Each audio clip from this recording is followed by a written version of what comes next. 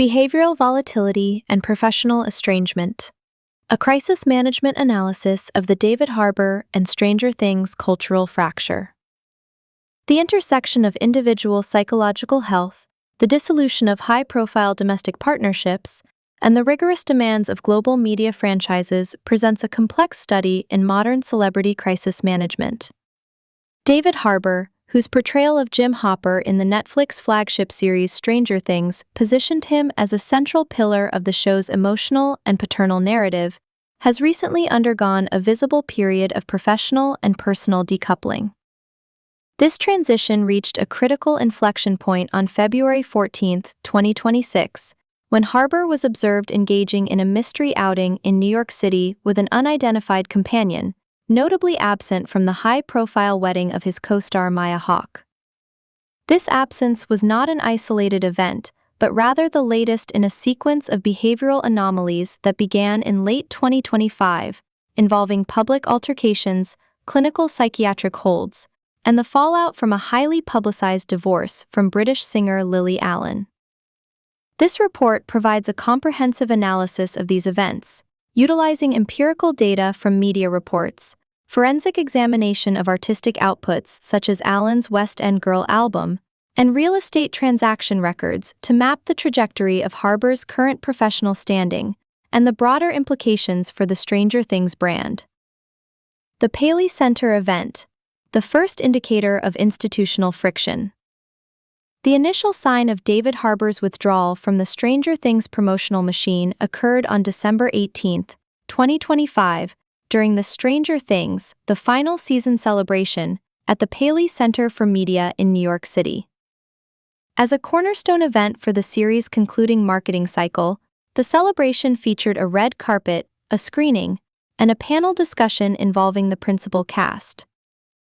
Harbour's sudden disappearance from the guest list, only days after he was confirmed as an attendee, served as the first public signal of internal instability.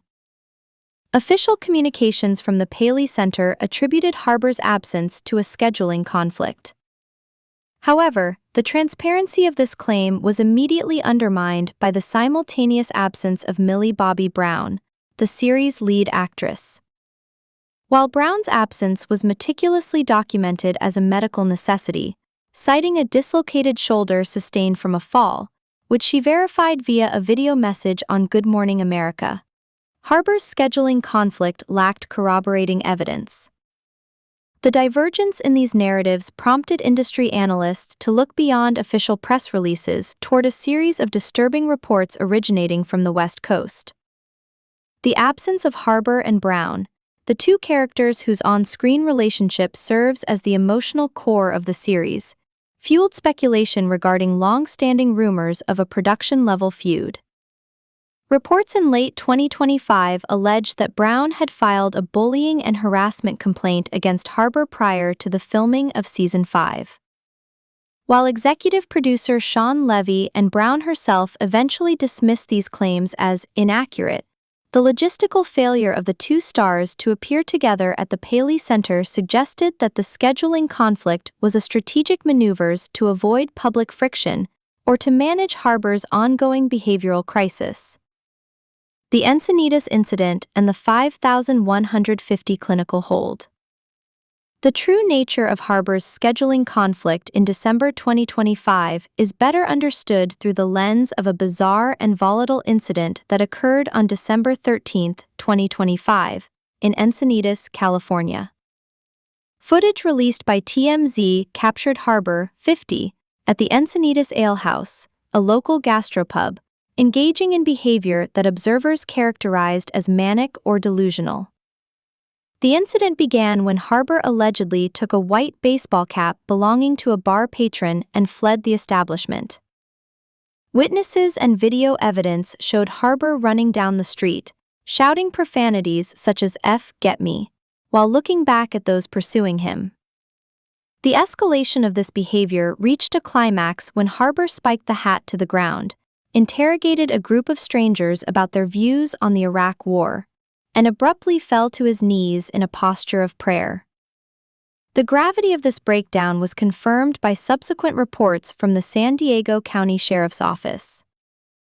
Although privacy laws prevent the naming of individuals in medical emergencies, officials confirmed that an adult male exhibiting a mental health crisis was taken into custody in nearby Santee on the same day. The individual was placed on a 72-hour psychiatric hold, known in California as a 5150 hold, for clinical evaluation and stabilization. Given the timeline and the geographic proximity to the Encinitas incident, the 5150 hold provides a definitive explanation for Harbour's failure to travel.